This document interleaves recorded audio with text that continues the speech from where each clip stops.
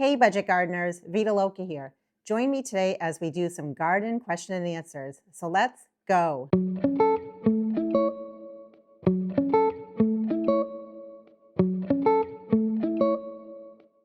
I'd put out a post recently asking you to ask me any questions that you have that are gardening related.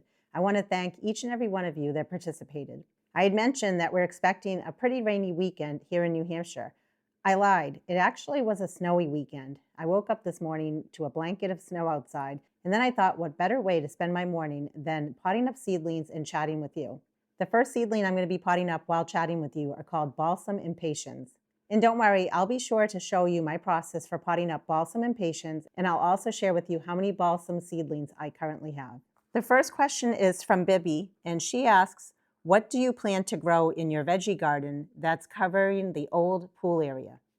So I did make a video, it actually just got released recently, and I'll put a link to it down in the description, that goes over that specific area where my pool is, as well as a raised vegetable garden. And I've been using that raised vegetable garden for a number of years, but I mostly have used it for things like cucumbers, peas, bush beans, as well as the vining beans. In the past, I've grown grapes out there. I currently have asparagus, which is a perennial. I've also grown cool weather crops such as lettuce, as well as broccoli and cabbage. One year, I even grew corn out there. It's not a very big space, and this year, I'm looking to really maximize on the space that's out there. And in fact, that whole raised garden needs to be redone. So be on the lookout. I'll be bringing you along with the process because, to be honest with you, I'm not quite sure what I'm going to do out there yet. I just know that the raised bed that's currently out there is falling apart, and I do have some other plans for that space, which includes raised beds, but you'll have to wait and see in a future video what I plan on doing and what I plan on growing in that space. Bibby mentioned that she attempted cucumbers and tomatoes last year, and the tomatoes took forever, and she got a small yield. So one thing I would mention about that is try to get some sort of variety of tomatoes that produce earlier on. There's Early Girl. There are actually quite a few different ones. I highly recommend that, especially if you want to have tomatoes at different times of the year, but you especially want tomatoes early on. And Bibby also mentioned that she surrounded the tomatoes with marigolds, which were very prolific. So now she's thinking of just growing marigolds in that same spot. I think that's a great plan. When you find something that you do in your garden and you really enjoy it, why change it? am learning that myself when I have been creating videos recently, flashbacks of what my garden has looked like during the last 20 years. I saw some pictures of my garden spaces where I'm like, why did I change that? Or, it's something that I really enjoyed. I should really try it again. So I highly recommend that. If there's something in your garden that you really enjoyed, be it a flower or a vegetable, nothing wrong with going back to that and trying it again. Bibby also mentions that the cucumbers were a small yield, but loads of leaves, which were beautiful, and that it was her first try until the pest pressure hit. And then she had to cut everything down. Oh no, that's awful. The pest pressure is real when it comes to vegetable gardening. And it goes along with the next comment that Bibby had, which was, do I companion plant? So I have to tell you, of all the years I've been gardening, it's not something I focused on, but I want to focus on it this year because I think that's the best way to deter pests in your yard rather than just using chemicals all the time. And I usually don't use chemicals. I just, unfortunately, if pest pressure comes in, I just let them have at it.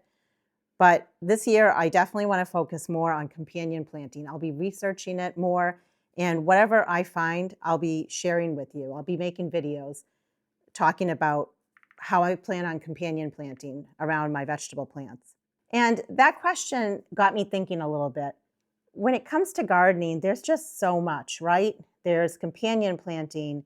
There's a whole concept of trap crops, crops that you grow specifically to bring in those harmful insects so that they stay away from some of your other plants. There is succession planting. The list goes on, especially when it comes to vegetables. So it is something that I'm going to spend more time on this year. Pretty much all the areas I can think of in terms of how I want to grow my vegetable garden and how I want it to produce the most that it can produce for me. And I will bring you along in that journey as I figure it out as well. Even though I've grown vegetables for a long time, I really haven't spent the time and effort to maximize my yields. So that's something that I'm looking forward to learning more about this year. The next question comes from Kathy McCall. She asks, Vita, do you grow sunflowers? I have a bunch of starts that are growing out of control and would like to get them in the ground here in 8A. Our last frost threat has passed. Do you think it's okay to transplant them now? And I did reply back to Kathy, but I also wanted to talk about that question today because some of you are also maybe in the same boat as Kathy. And what I mentioned to her was, it's fine. Since her last frost date has passed, she can totally plant those sunflowers out. And what I told her also was to do it on a cloudy or a rainy day. And that would be true for a lot of plants that you're planting outside, just so that they don't go under so much stress, so much shock, and preferably when it's not a very windy day. And I also mentioned that when it comes to sunflowers, they don't like to have their roots disturbed. So just be mindful of that when you're taking the plants out of their containers or their pots and you're getting them out in the landscape. Just be very careful with the roots. Try not to fuss with the roots too much, and you should be fine. The next question comes from Mennonite Roots Homestead. And the comment is, I would love shade perennial ideas. I can start from seed. I think that's great. I think when it comes to our shade gardens, a lot of us we struggle with what can we put in our shade garden. Everyone knows hosta do well in the shade, but really, what can you start from seed that you can put in your shade garden? One plant that I can think of that does really well in the shade and that I've had a lot of success starting from seed would be columbine.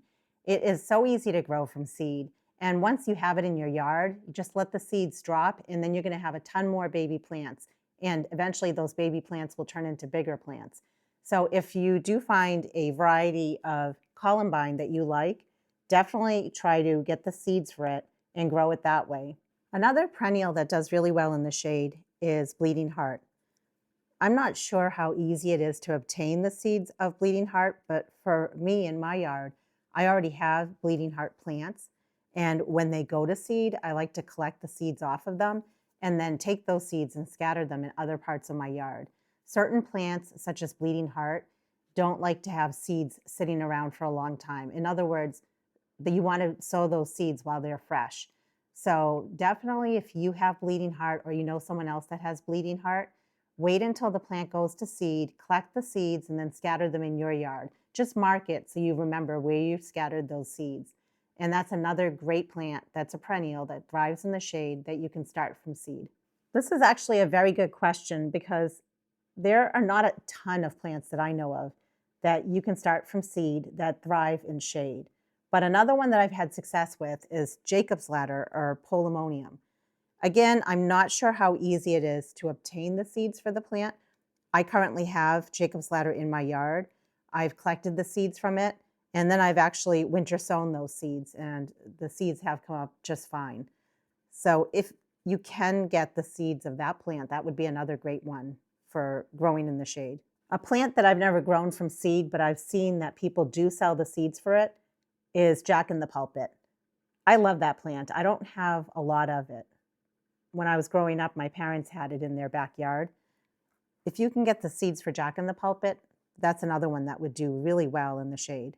If anyone else can think of other perennials that do well in your yard, that grow in the shade, and that you have had success growing from seed, please drop it down in the comment below. The next comment comes from Sassafras Inspired. And the comment is, try to convince me to plant all my alyssum seedlings separately, when she put a smiley face after it. And then Nicole replied back to that comment and she said there's too many. Angie B replied back and said, OMG, I could never. I was laughing hysterically when I saw that comment. I'm not going to lie. Am I the only one out there in YouTube world that actually thins out a whole entire tray of seedlings and pots them up individually? I hope not. But, I get it with some plants like alyssum, probably lobelia. I'm trying to think what else. I mean, those two come to mind right away because the plants are so tiny, so small. And I know that I've had the question come up before, is it okay to leave a couple of seedlings in each cell rather than thin them out to one seedling per cell? Yes, I give you permission. But just know that with certain plants, you definitely should not be doing that. Plants that are eventually going to really get big, like a tomato plant, for example, I wouldn't recommend it. Any plant you can start off that way. If you really want to have 2 or 3 plants in a cell and you know you're going to thin them out eventually, that's totally fine. But when it comes to something like alyssum or lobelia, plants like that, I think it's fine. I give you permission.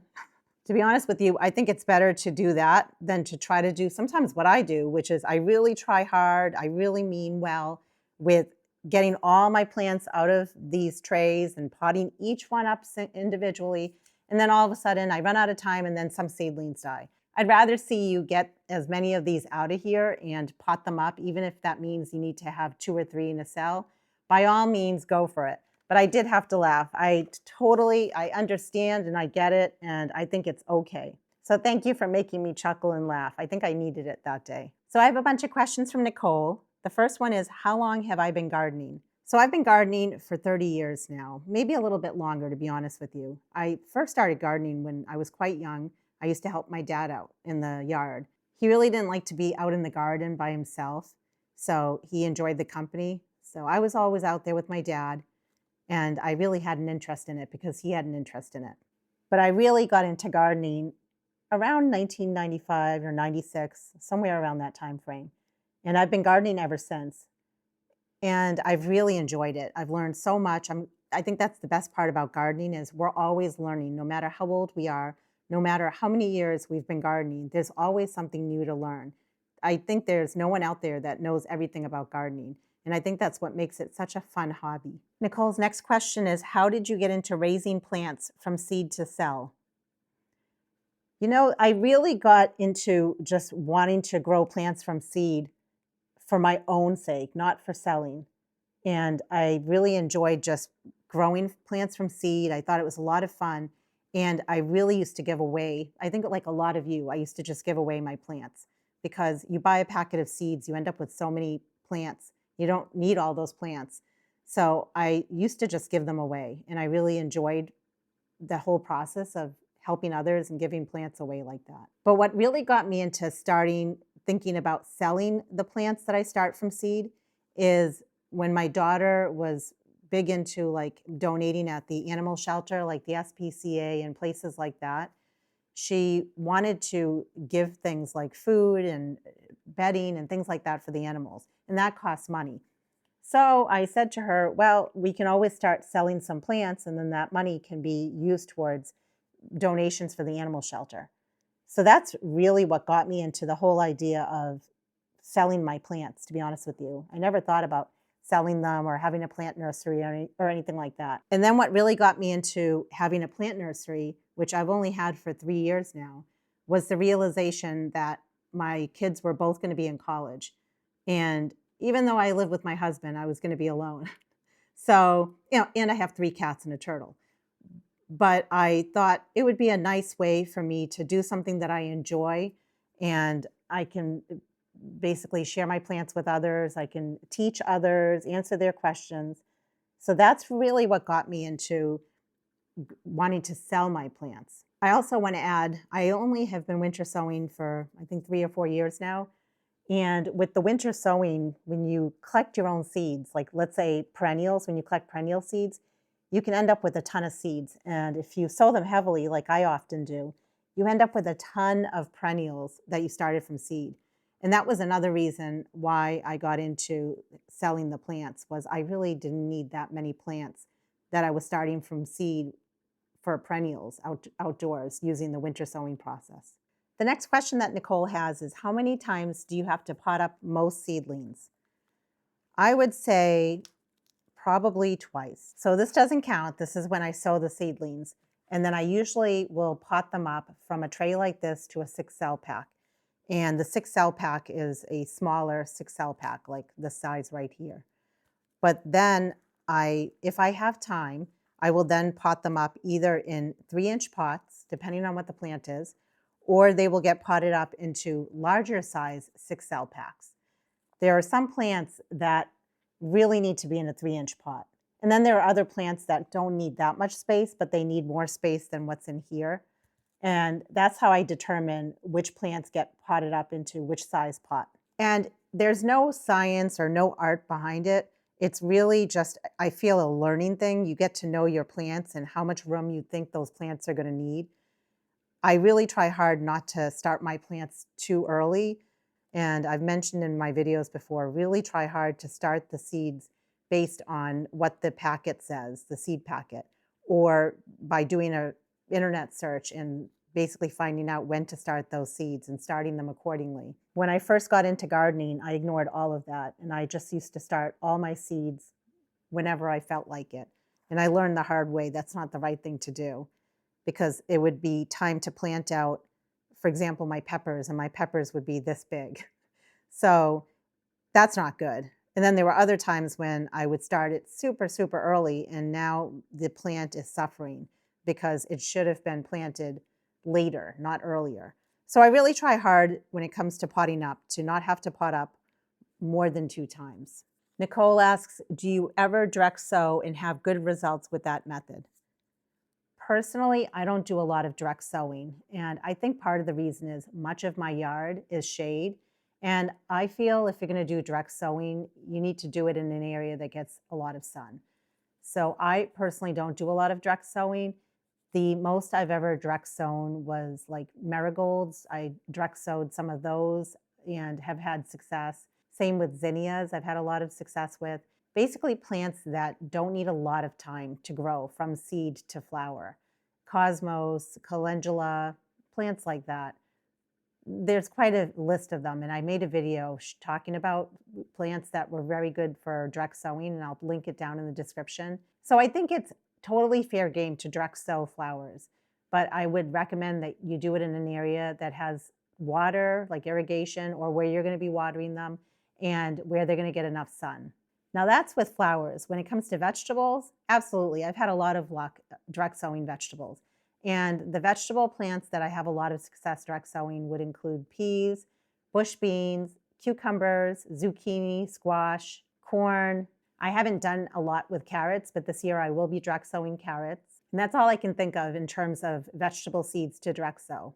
Nicole also asks, which flowers are the most difficult to grow? That's a tricky one to answer. I will share with you, based on my experience with making videos and hearing from a lot of you, one of the flowers that a lot of people struggle to grow from seed is lavender. And I've also heard the same is true for begonias, like wax or tuberous begonias. I've heard the same is true for impatiens.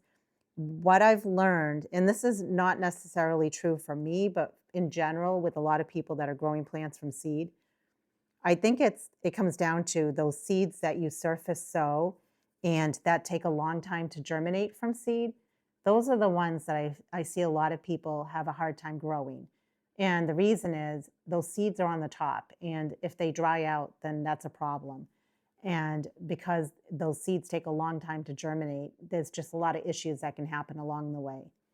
There's been flowers that I've tried to grow from seed, and I really just gave up on them too fast and didn't care about them and don't care to grow them ever again. One of them is Lysianthus. As a lot of you know, they just take forever to grow from seed. And seeing that I'm not big into, like, I don't have a cut flower farm. I really don't have an interest in having a cut flower farm for the sake of selling. I wouldn't mind cutting flowers for myself and putting them in a vase.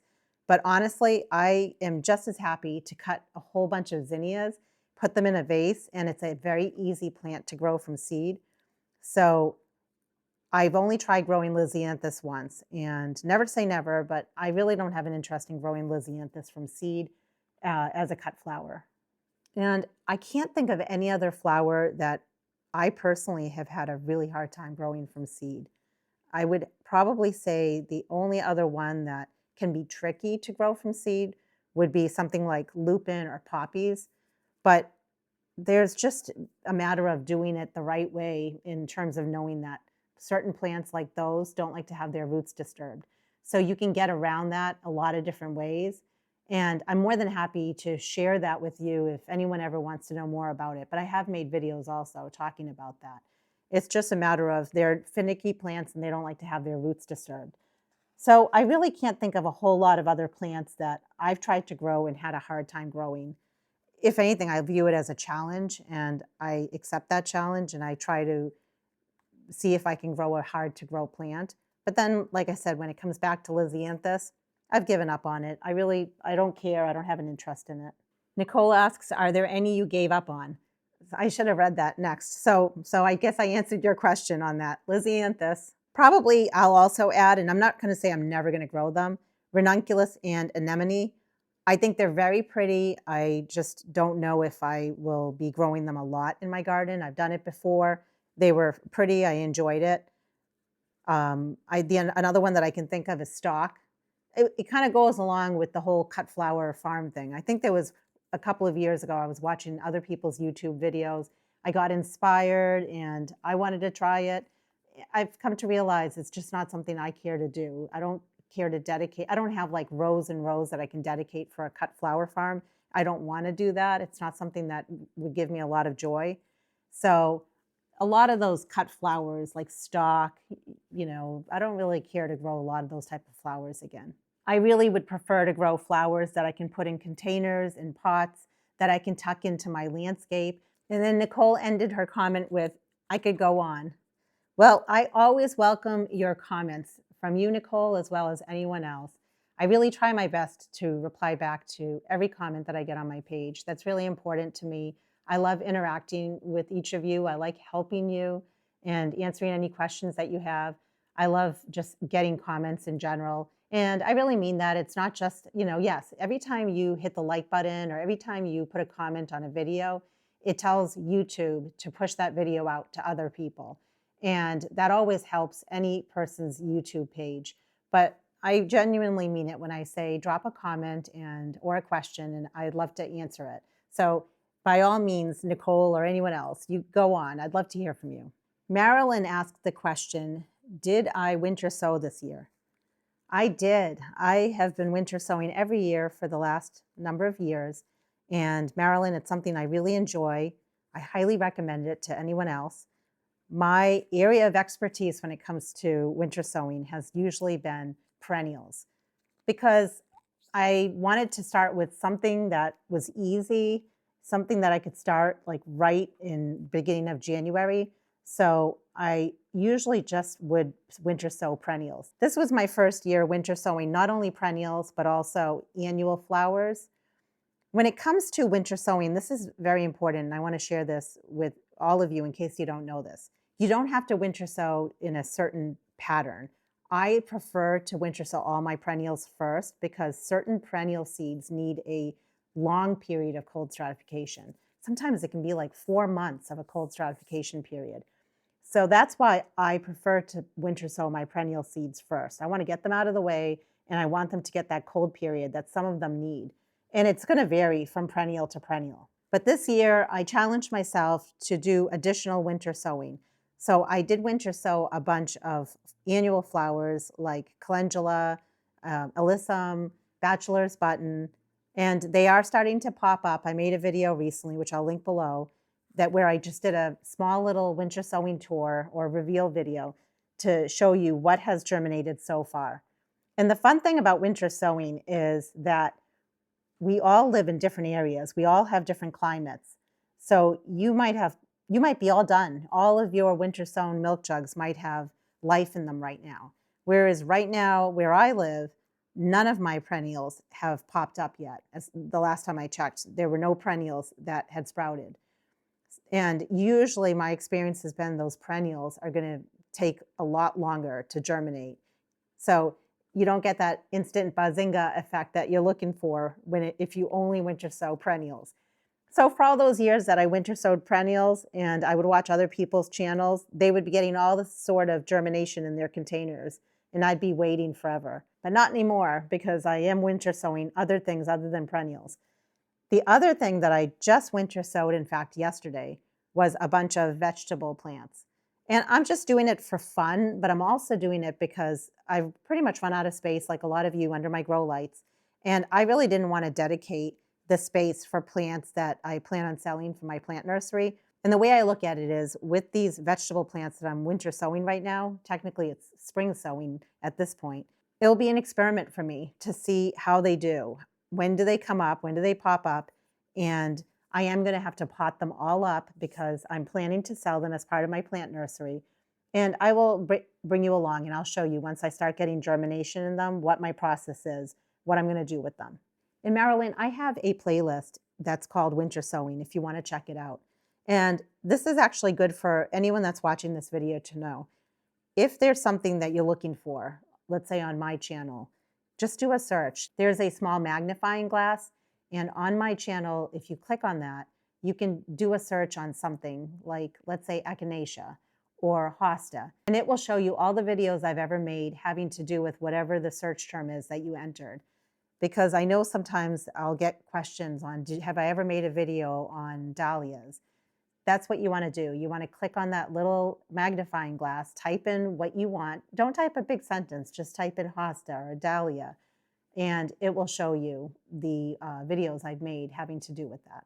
Angie commented and said, I grew an experimental garden last year to see if my interest lasted, and it did. I love that. I think that's great. Rather than just jumping all in and making a whole bunch of flower beds and spending a ton of time and money and on a big, huge garden, you just made a small little experimental garden, and it sounds like it did well for you. That's awesome. I think that's a really smart way to approach gardening if you're a new gardener. Then Angie went on and said, unfortunately, I wasn't the most successful because I let my sunflowers grow wild everywhere, which meant I had a lot of stunted plants. Have you had any experience with sunflowers inhibiting the growth of other plants? That's what I think happened because my plants were growing well, but smaller than expected and produced less than expected. Thoughts? I've only grown sunflower a very small amount of times. And again, it goes back to the fact that I don't have a ton of sun in my yard. There was one year when my daughter was younger where I did grow some sunflowers, just the smaller kinds, and I popped them inside of some of my sunny flower beds. They were really, really pretty. The one thing that I've heard of when I've researched about sunflowers is it has to do with their roots. They have a pretty extensive root system, which actually can be a good thing because plants that have a big root system like that are good for your soil. And they're very beneficial when it comes to fixing a problematic soil condition. But if you're planting like a tall variety of sunflower, what might also happen is they will shade out all the other plants. So oftentimes when it comes to sunflowers, I think they almost need their own space, be it like at the back of a flower bed or in a container pot, but you don't want the roots of them competing with the plants around them. And you also don't want the height of the plant to shade out your other plants. So you do want to be somewhat strategic when you put something like a sunflower in your landscape. The next question is from Patty, and Patty asks, do you see any growth in your winter sown containers yet? If so, which ones? So Patty, I did make a video recently, and it might have been after you made your comment, so I'll link it down below in case you missed it. So far, it is the calendula, and there are also the bachelor's button, some foxglove, there's alyssum. I believe even some of my annual sweet peas have started to germinate. A whole bunch of poppies are coming up. That's all I can think of right now, but it's basically the annual flowers that love cool weather. Those are the ones that are popping up first. But definitely check that video out if you haven't seen it yet. Eventually, the perennials will start sprouting whenever they're ready, but there isn't any life yet in any of the jugs that have the perennial seeds in them. Patty also comments, I have many varieties of poppies, plus lupin, larkspur, and snapdragons coming through. Wow, Patty, that's awesome. She says, since lupin don't like to have their roots disturbed, when should I carefully move them to the garden bed? You know, I have said in the past, and I've even made videos about the fact that certain plants like lupin don't like to have their roots disturbed. I think a lot of us know that, right? But I've also found on the Winter Sowers Facebook group, which I'll link below, and I'll also put in the description. I keep talking about this group in videos because it really, really is a wonderful group. So going back to the whole idea of winter sown lupin seeds, those seedlings are a lot tougher than seedlings that you're going to have indoors. So if you have seedlings that you started indoors of lupin, those plants are especially fragile when it comes to disturbing their roots. It's my understanding that the winter sown lupin seedlings are a lot tougher.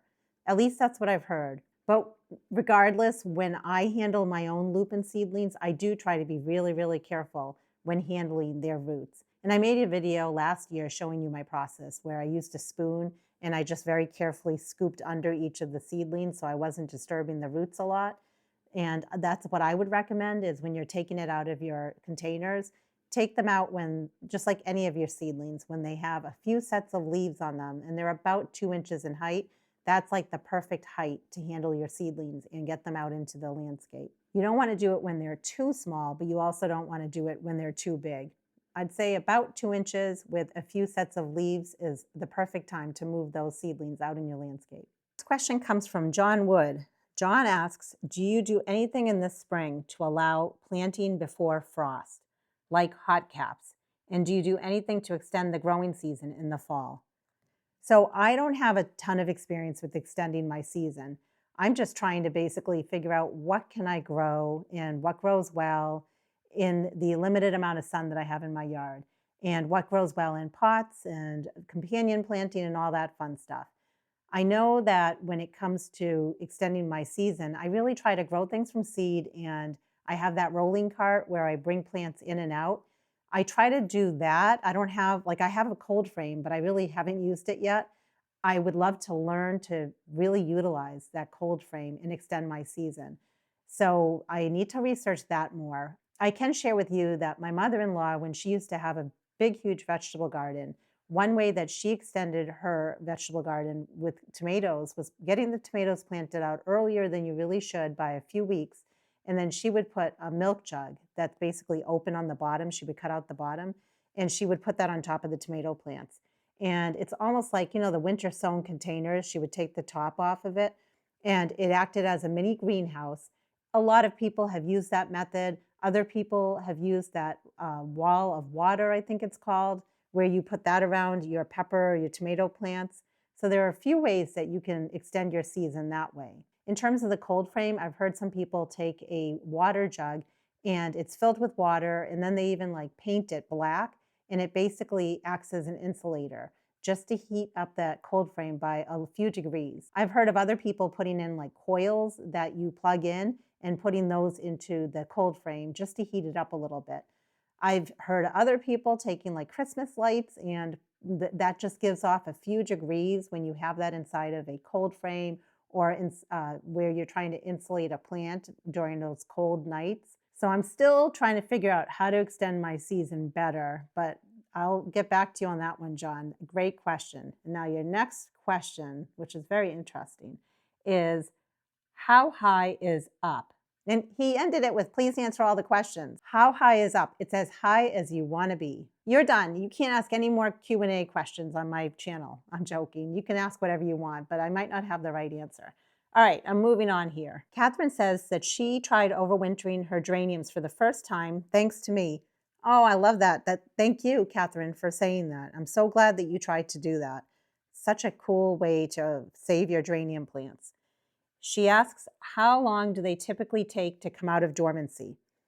I would say that you usually start seeing signs of growth, like a little bit of the leaves turning green, usually after somewhere between 1 to 2 weeks. And it really depends on whether or not you hydrated those roots before you potted them up. And I'm assuming, Catherine, you did the bare root method like I do, but I'm not quite sure based on your question. So when I wake up my bare root geraniums, I do like to rehydrate the roots. And I did make a video showing that process that I'll link below. And I think that helps wake the plant up quicker. And from what I remember, it was about 1 week and I started to see that the stems were turning a little bit greener and I started to notice that they were starting to send out little shoots of leaves. But definitely after 2 weeks, you should see some good growth. Jackie Johnson mentions that she purchased gladiolus and dahlia bulbs to plant after last frost, which is May 6th. She said she's had them stored in a closet inside the house, and she's wondering if she should have been storing them in the garage. And she wanted to know what I thought. Jackie, I also recently bought some summer bulbs. I have them in my house. My house is about 67 degrees Fahrenheit, somewhere in that range. And I think they're fine. What's going to happen, though, is while they're inside the house, just sitting there and not potted up, they're going to start sprouting. That's not a bad thing, but I do recommend that you probably want to get them potted up into a pot so that they can take off and grow faster. In fact, I need to do the same thing with the bulbs that I bought. Whereas if you keep them in the garage, it's gonna slow them down. And I think you actually want to put on some growth on those plants because the sooner that they do that, the sooner that you'll get blooms out of them. So if you haven't already, Jackie, definitely pot them up, give them a little bit of water. And I made a video where I did that with some dahlia tubers, and I'll link that down below. You want to do the same process even with your gladiolus bulbs. And when it comes to potting up those, because you might have a lot of those bulbs, you could even put them in something like a 10 by 20 tray, like a nice big tray or a foil tray, and just put a little bit of potting mix in there, lay all your bulbs, cover them up with the potting mix, put a small amount of water. You don't want to do a lot because you don't want to rot the bulbs, and put them in a room in your house where it's warm. They don't necessarily need any light until they start sprouting. Once they start sprouting and waking up, then they're going to need light. So you want to put them in a sunny window. You want to put them under your grow lights. In my case, because I have a rolling rack, I will be rolling them outside on the rolling rack where they're getting sunlight on the warm days. That way I don't need to deal with having them all inside. So just be creative with that. But absolutely at this time, I would recommend that you go ahead and start pre-sprouting and waking up those summer bulbs. Jackie also says that she started her tomato plants indoors and should she be pinching them? And she goes on to says she's not even sure what that means. And that's quite okay, Jackie. There's so much to know, right, when it comes to all these plants. For me, I typically don't like to pinch tomato plants. I will tell you that when it comes to pinching tomato plants, you definitely do not want to pinch the tomato plants that are called determinate. So it's important to know what kind of tomato plants you're growing, and you can look it up on the seed packet or you can do a search on the internet. It will tell you if it's a determinate or indeterminate. Indeterminate means that it will just keep on growing indefinitely. It doesn't have a fixed height. Determinate tomatoes have a fixed height. So you don't want to pinch them because once you pinch them, they're not going to grow anymore. Typically, your bush varieties or your patio varieties, those are your determinate type of tomato plants. If you have an indeterminate tomato plant, you can definitely pinch it back if you want. Me personally, I don't usually pinch back tomato plants while they're indoors. I just let them keep growing, and when I pot them up, I just pot them up deeper so that the stem is all the way down to the bottom of the soil level. And you can absolutely do that with tomato plants. And out in the landscape, it's a good idea to pinch back your indeterminate tomato plants because what will happen is they will get too tall, and sometimes you don't want a very tall plant. So pinching back those tomato plants during the right time during the growing season is actually beneficial. And in general, when it comes back to pinching any plant, including a tomato plant, yes, it may cause that type of plant to branch, but it's also important to know that it will set your plant back from blooming or producing fruit or vegetable by a couple of weeks. So just know that. So personally, I wouldn't recommend that you pinch your tomato plant while it's a seedling. I would say just leave it, let it do its thing. And if it's getting a little bit too tall or too leggy, you can always pot it up and bury it deeper. The time has come for me to show you how to pot up balsam impatiens. So what you're looking at on the screen are all the balsam impatiens that started to germinate. I had very good germination in that one tray where we sowed a bunch of seeds. So you can see I've pricked out a majority of the seedlings from the tray at this point. So we're going to do what's remaining. But again, all of those seedlings came out of this tray. And this is how many we have now. Some of them are very small, like these ones here and even these ones here. They will get bigger. It's just that they are barely germinating at this point. Each of these 10 by 20 trays fits 72 seedlings. So 2 trays is 144 seedlings, plus another 16 on the side here that you can't see. That is a ton of balsam impatiens. I am super excited. Let me go ahead and now show you my process for potting up the seedlings. Since I have different colors, I am labeling them. So it says balsam and it's a light pink.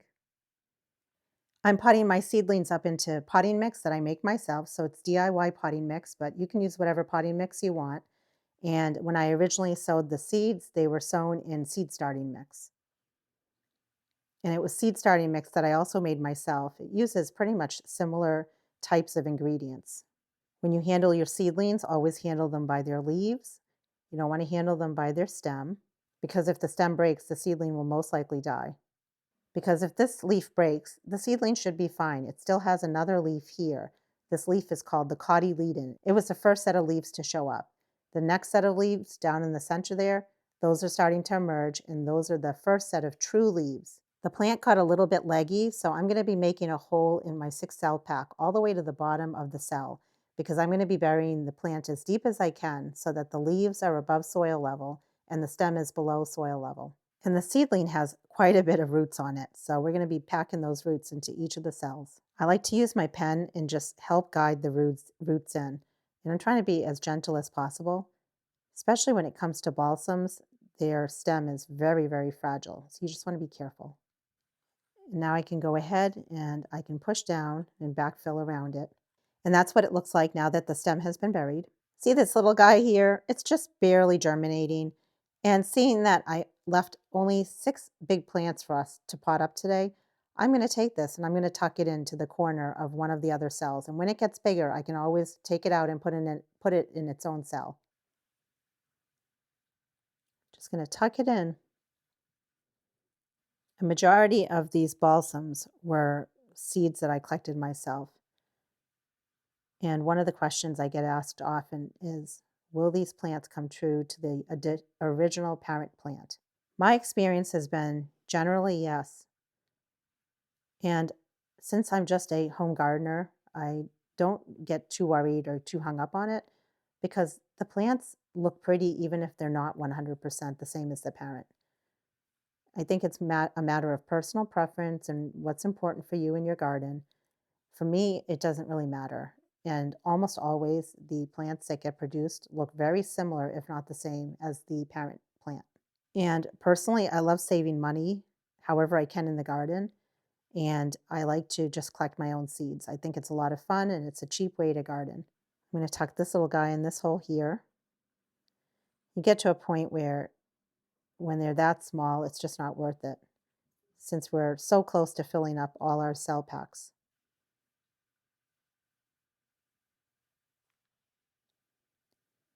I do like buying flower seeds, but it can get actually pretty expensive.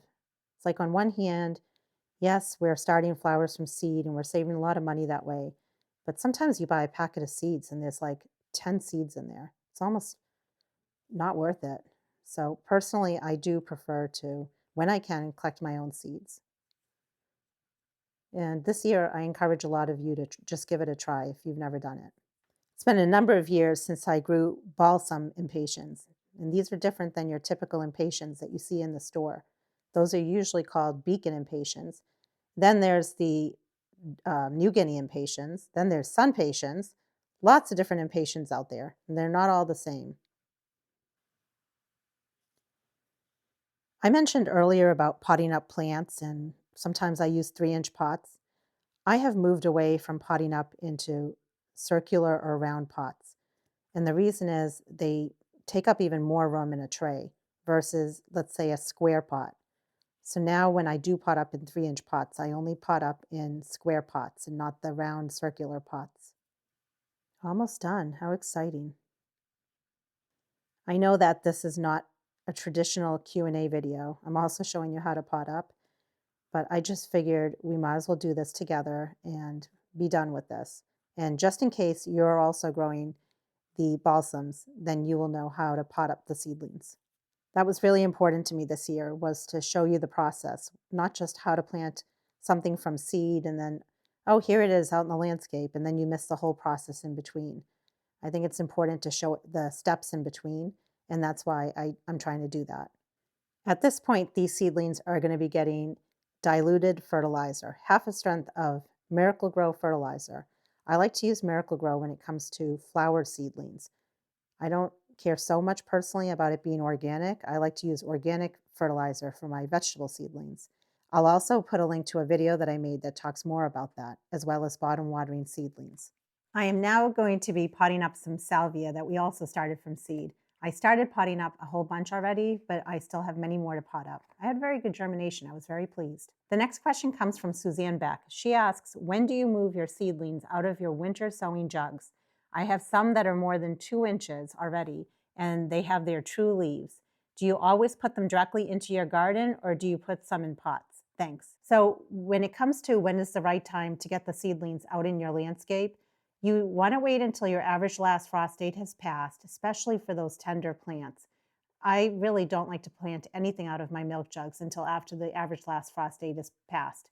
And I also do want to make sure that the seedlings are not too tall, but not too small. So, about 2 inches is actually the perfect height once you see a couple of sets of leaves at a minimum that are on each of the seedlings. When it comes to do you put them out in the landscape or in pots? The real main purpose for winter sowing is to make it as easy as possible. That basically you're sowing all these seeds. You didn't have to harden them off because they're already naturally hardened off. And they're acclimated to the environment, to the wind, to the rain, to the sun. And then you're technically supposed to then take those plants and get them right out into your landscape. I want to say that it really is up to you how you want to do it. I personally like to pot up a lot of my winter sown plants, especially my perennials, because a lot of times the perennials for me are not going to bloom the first year. Some might, if it depends on where you live. But in New Hampshire, by the time those seeds germinate, many perennials are not going to bloom for me until next year. So I would prefer, since I don't know where I even want to place all the plants that I start, with my perennials, I prefer to pot them up. That's a lot of work though. You don't have to do that. You can definitely take your perennials and put them out in your landscape. I have heard of many people say the problem with that is that the rabbits or the deer or the slugs or whatever critters take after those seedlings when they're very short, when they're very small. And that can be a problem. So you kind of have to play it by ear depending on where you live and what kind of time you have and how much you want to actually baby these plants. But many people prefer to just put them right out in their landscape. So when you see me making videos and I'm potting them up, you don't have to do that. I also like to pot up plants because with perennials, I have no idea where I want those perennials to go. And I really don't want to just plant them willy nilly anywhere in my yard. I want to think a little bit about where those plants are going to go. I get a lot of joy shopping my plant nursery. And I get it, not everyone has a plant nursery. But basically, I like shopping an area of my yard where I'm temporarily holding my plants. And then I can then put those plants in the right place that after I've had some time to think about it. And I especially like it when those perennials are blooming. So the perennial seedlings that I grew this year will go in pots, 3-inch pots, and they're going to get placed in my plant nursery. Next year, they most likely will bloom, and then I can take from my plant nursery and I can move them around my yard. However, when it comes to the annuals or the vegetables, those are also going to be potted up if I'm planning to sell them. And if I'm planning to keep them for myself, I most likely will just take them and put them in the landscape. For example, all the poppies, I plan on using the hunk of seedling method. And look that up. It's called hunk of seedling. Certain plants, like poppies, do really well if you use the HOS or hunk of seedling method. I am not planning to sell my poppies. I love poppies. I think a lot of us love poppies. So those I'm going to be keeping, and I'm going to be putting them straight out in the landscape because they don't like to have their roots disturbed. So I just want to be able to put them right out in the landscape. And the same will apply to any other annuals that I've started from seed, such as alyssum or calendula. I'm planning to take them out of their milk jugs and get them put right into the landscape. The next question comes from Deanna, and she says she's been successful growing lavender from seed, but it rots out in my garden during a rainy spell. No Mediterranean climate here. Any tips for where to plant and how to overwinter? I'm in zone 5B like you. Last year, I grew a bunch of lavender from seed, and I had quite a few plants. I was very pleasantly surprised. I didn't feel comfortable putting them out in the landscape because our winters are pretty harsh, and I felt like the plants just weren't very big. So I ended up overwintering them in my garage. My garage is attached to my house. It doesn't freeze. It gets as low as, I would say, 38 degrees Fahrenheit during the winter months. And I watered the lavender once a month. I made sure I didn't water them a lot. I didn't want them to rot, but I also didn't want them to dry out. And that was it. And they are actually looking really, really good. They're putting on a lot of new fresh growth. The reason I did that was I was worried. I didn't want my lavender to die. And the plants were so tender and small. And it was my understanding when I researched it that when you do plant lavender, you want to plant it in the springtime. Well, my plants were pretty small in the springtime. So I think probably going forward, anytime I grow a lavender from seed, at least here where I live, that I will overwinter the 1 year plants. They're not even 1 year, they're less than 1 year plants. I'll overwinter them. And then after one winter of being overwintered in my garage, I will then plant them out in the landscape the following spring. So this spring, I will make a video when I plant out those lavender plants in my landscape. It's my understanding that, yes, they are a Mediterranean plant. They like a very, very well-draining soil. They cannot sit in wet soil, they'll rot. So it's a good idea to make sure you amend your soil so it drains really well. They like full sun, and then they thrive in sandy soil. So if you have to, you can always add some sand, you can add some rocks, whatever you need to do to make sure that that soil drains well and allows those plants to almost be like they're in that type of climate, that Mediterranean climate. And they'll be fine. Just make sure that you're, planting them in the springtime. So I wouldn't give up. I would try again and follow along with me because it'll be an experiment for me. But I'm going to be planting mine out this spring, and you'll have to see how my plants do. And maybe you can follow suit and do a similar thing like I did. The next question comes from Meredith. Meredith says, I see your DIY potting mix recipe, peat moss or cocoa coir with vermiculite, perlite, lime powder, if using peat moss. For a DIY potting mix for outdoor containers, do you add compost to this?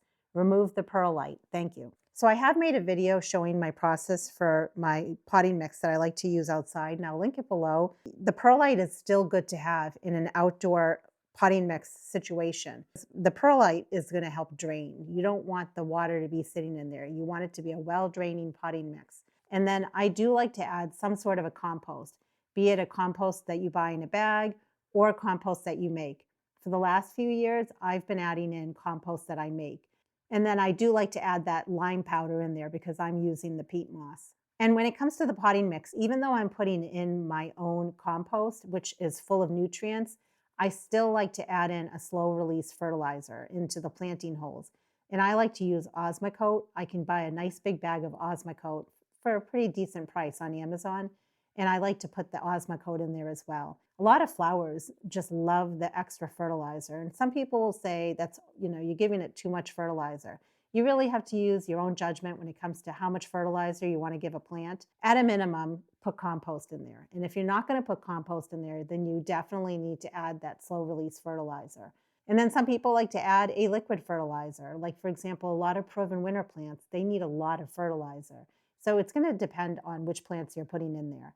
But you definitely need to have some sort of a fertilizer in there. So think about that as well. The next comment comes from Bonnie, and Bonnie says, would be interested in shorter posts, like 10 to 15 minutes max. And I wasn't quite sure what Bonnie meant when she said posts, because for me, usually on YouTube, a post is like when I ask a question to you, or I'm letting you know that I'm not going to be making a video or something like that. That's typically what a post is. So I asked Bonnie, hi Bonnie, should question and answer videos or just any video in general be shorter, like 10 to 15 minutes? And Bonnie said, all videos. Enjoy all the information, but I have a hard time dedicating long periods of time to watch. Thanks. So I try hard to keep my videos shorter, but I can't guarantee that it's going to be a video that's a 3 or 5 minute video. I think that certain videos like that are hard to make. And I think that if I tried to make my videos really, really short, I would be missing a lot of information. Now, I will admit that I repeat myself in many of my videos, like that I make my own potting mix and what goes into it. And I realize that that's so redundant. But I also have to share that there are so many new people that come and watch a video. And if I leave that important information out of a video, then that's something that that person is missing, and they need to know that. And I want anyone that has watched a lot of my videos to absolutely skip over the redundant information and go right to the meat of the part that you're looking for.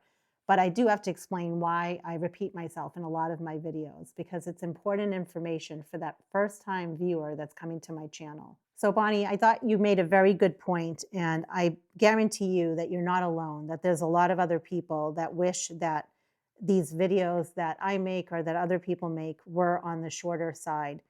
And I do the best I can to write a script. That's why a lot of times you'll see that my laptop is here, because I've put a lot of thought into my video to make sure that it's as efficient as possible. but there's always room for improvement, and I will definitely keep what you said in mind. So thank you for your comment.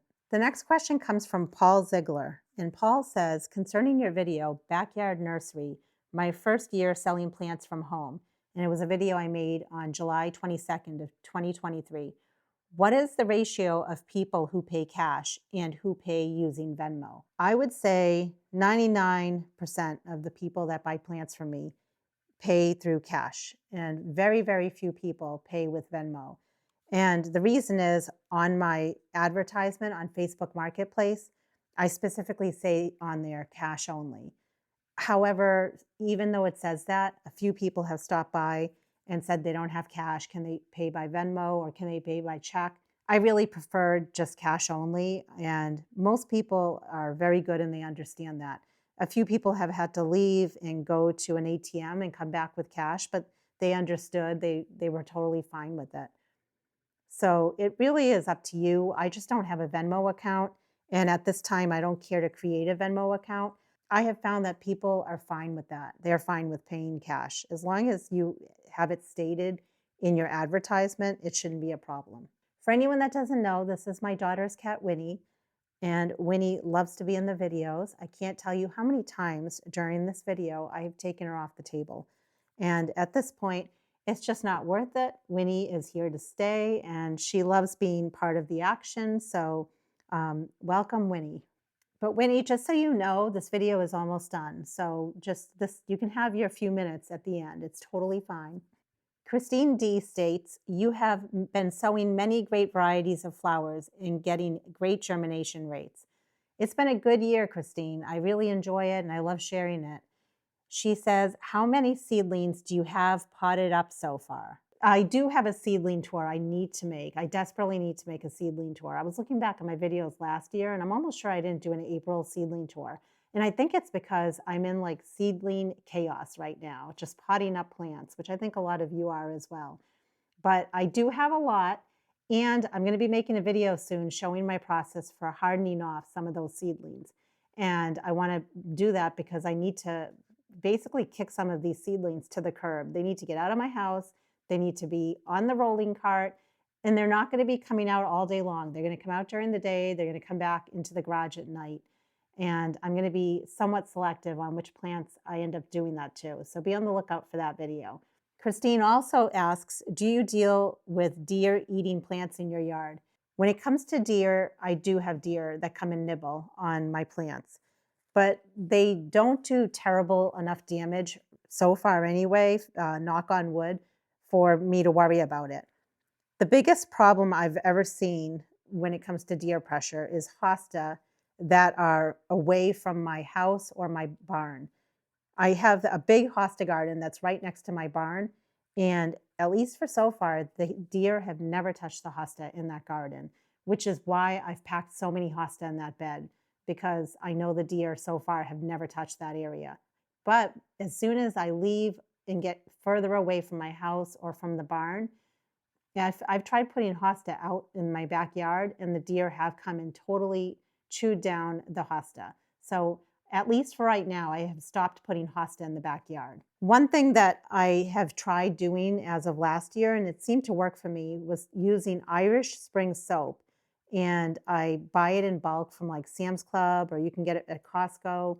And I shave it down to small pieces, and I sprinkle it around the yard. I've heard other people do different things, like they hang up the Irish Spring soap. I've heard of people using liquid fence. Other people have basically done a DIY spray for deterring deer. There are a lot of different things you can do. Actually, another one that some people have told me is taking your hair, like human hair, and sprinkling that around. So I haven't tried any of those other methods other than the Irish Spring soap, and that has worked for me. And along the same lines, other people have asked me about rabbits and bunnies. We do have rabbits and bunnies in certain parts of New Hampshire. I have not seen any in my yard yet. I think they are super sweet. I think they're very cute. I don't welcome them in my yard. So I haven't seen them yet, but I think it's inevitable. I think they're eventually going to find my yard. And when they do, I will have to keep you posted on what I'm trying to do to deter all the rabbits from my yard on top of the deer. And yes, in case anyone's wondering, I do get an occasional black bear. Almost every year, black bear do come in my yard and they go on my back porch. I've seen them on there. One black bear one time was actually trying to climb up the back porch up to my bird feeder that is off my bedroom balcony.